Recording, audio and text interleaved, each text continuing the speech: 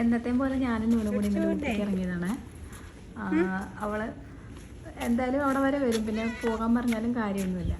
പിന്നെ ചില ആൾക്കാരൊക്കെ പറയുമല്ലോ, പൂച്ചകൾ അത്ര നന്ദിയില്ലാത്ത ജീവിയാണ്, പൂച്ചകൾക്ക് ഭക്ഷണം മാത്രമേ ഇഷ്ടമുള്ളൂ. പക്ഷേ എൻ്റെ കേസിൽ അങ്ങനല്ല കേട്ടോ, ഞങ്ങൾ ഭയങ്കര സ്നേഹമാണ്. അതുമാത്രമല്ല, ഞാനിങ്ങനെ പട്ടികളൊക്കെ സാധാരണ ഒരു സ്റ്റോറി പറയാം. ഞാൻ സ്കൂളിൽ പഠിക്കുന്ന സമയത്ത് എനിക്കൊരു പട്ടി ഉണ്ടായിരുന്നു. അവൻ നമ്മൾ റോഡിൽ നിന്ന് കുറച്ച് ഉള്ളിലേക്കുള്ള സ്ഥലമായിരുന്നു. അപ്പം റോഡിൽ വരെ അവൻ എന്നെ കൊണ്ടാക്കിയിട്ട് അവൻ തിരിച്ചു പോകും.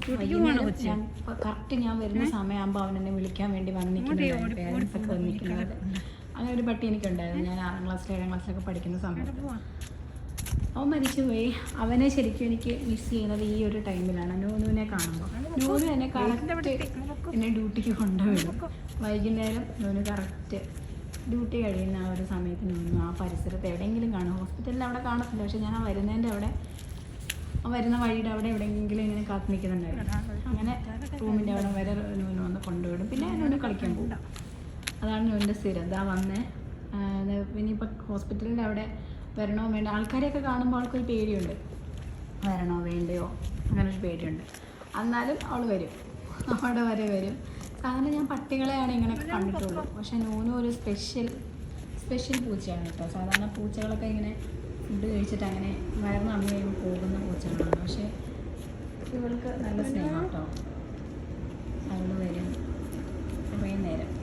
ഇവളെ തൊടുന്നൊന്നും അവൾക്ക് അധികം ഇഷ്ടമൊന്നുമല്ല. പക്ഷേ ഇഷ്ടമല്ലെന്നല്ല, അവൾക്കത് എപ്പോഴും കളിക്കും. ഇവളെന്ന് വെച്ച് കഴിഞ്ഞാൽ ഇവൾ കളിച്ചു കഴിഞ്ഞാൽ നമുക്ക് നോവും. അവൾ ശരിക്കും കളിക്കുന്നതാ, പക്ഷെ അവളുടെ നഖമൊക്കെ വലുതാണ്. അപ്പം അവൾ കളിക്കുന്നത് നമുക്ക് ശരിക്കും നോവും. അപ്പം ഞാനങ്ങനെ വലിയ കളിക്കാനായിട്ട് പോകത്തില്ല.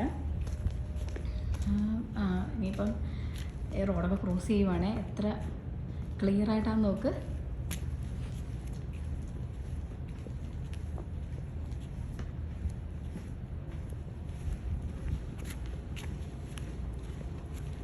അങ്ങനെ ഞങ്ങൾ റോഡൊക്കെ ക്രോസ് ചെയ്ത് ഇങ്ങനെ പോയിക്കൊണ്ടിരിക്കുവാണ് ഗൈസ്. ഹോസ്പിറ്റലിൽ എത്താറായി. ഓക്കെ, അവൾ ഭയങ്കര വലിയ ആളായിട്ടാട്ടോ വരുന്നത്, കണ്ടില്ലേ? ചേച്ചി ഇനി പൊക്കോ, സേഫാണ്, പോട്ടെ ചേച്ചിനി വൈകുന്നേരം കാണാം എന്നൊക്കെ പറഞ്ഞ് അവിടെ അങ്ങനെ ഇരിക്കുന്നുണ്ട്. ചേച്ചി പോട്ടെ. ഓക്കെ നൂനു, അപ്പം ഞാൻ പോവാണേ. നൂനുവിന് ടാറ്റ ബൈ ബൈ ഒക്കെ പറഞ്ഞ് നമ്മൾ വീട്ടിൽ കയറുവാണ്.